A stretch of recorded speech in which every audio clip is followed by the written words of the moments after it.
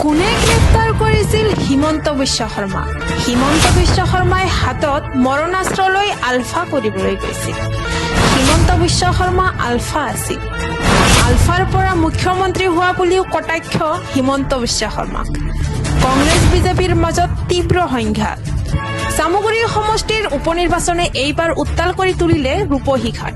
ৰূপহীঘাট আৰক্ষী থানাৰ এলেকাধীন শিঙিমাৰীত যোৱা 15 অক্টোবৰত কংগ্ৰেছ নেতা কৰ্মীৰ বাহনত সংঘটিত আক্ৰমণৰ ঘটনাৰ বিৰুদ্ধে শনিবাৰে ৰূপহীঘাটত উত্তাল প্ৰতিবাদ সাব্যস্ত কৰিছে কংগ্ৰেছে। ৰূপহীঘাট ৰাজীৱ ভৱনৰ সন্মুখত ৰূপায়ণ কৰা প্ৰতিবাদী কাৰ্যসূচীত অংশগ্ৰহণ কৰি নগাঁও আৰক্ষীক এক প্ৰকাৰৰ সকিয়নি প্ৰদান কৰে প্ৰদেশ কংগ্ৰেছৰ সভাপতি ভূপেন বৰাই।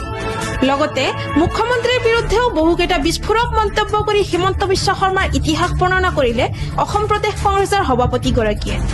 মুখ্যমন্ত্ৰী হিমন্ত বিশ্ব শৰ্মাক বশিষ্ঠ আৰক্ষী থানাৰ এগৰাকী উপ পৰিদৰ্শকে গ্ৰেপ্তাৰ কৰাৰ পাছৰ পৰাহে হিমন্ত বিশ্ব শৰ্মাক ৰাইজে চিনি পোৱা বুলি মন্তব্য কৰে প্ৰদেশ কংগ্ৰেছৰ সভাপতি ভূপেন বৰা।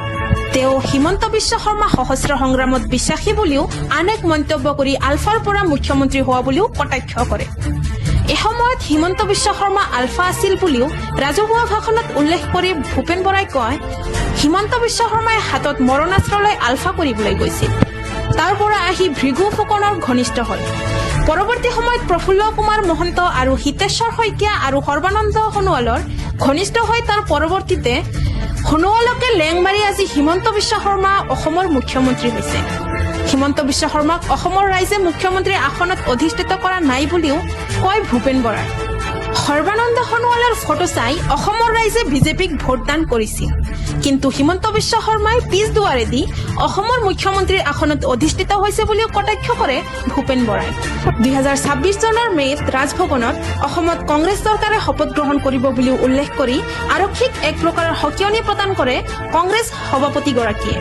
ইপিনে চামগুৰি সমষ্টিৰ উপনিৰ্বাচন শান্তিপূৰ্ণভাৱে অনুষ্ঠিত কৰাৰ প্ৰতিশ্ৰুতি বিচাৰি ভূপেন বৰাই হুংকাৰ দিয়ে।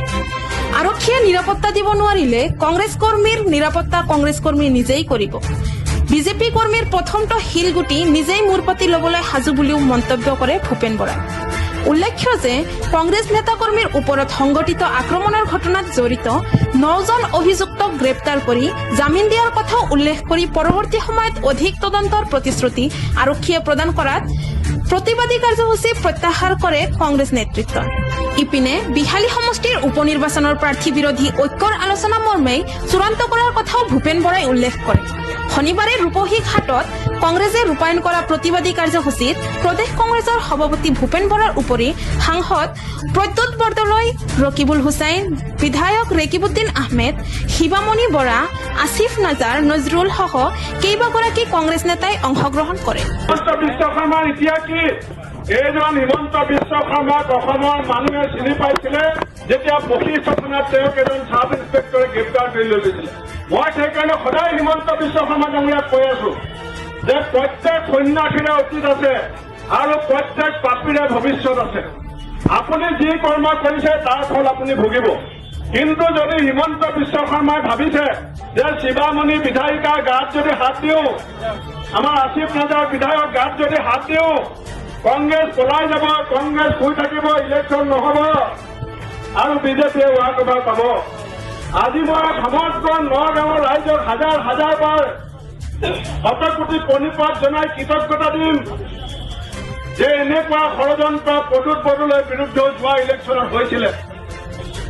কিন্তু মহাপুৰুষ শংকৰদেৱৰ জন্মস্থান নগাঁৱৰ মানুহে শান্তি, সম্প্ৰীতি আৰু ভাতৃত্ববোধক অগ্ৰাধিকাৰ দিয়াৰ কাৰণে বিজেপিৰ সকলো ষড়যন্ত্ৰ, সকলো কূটকৌশলক প্ৰতিহত কৰি পেলাই নগাঁওবাসীয়ে আজি আমাৰ কংগ্ৰেছ সাংসদক ইয়াৰ পৰা বিজয়ী কৰি পঠালে।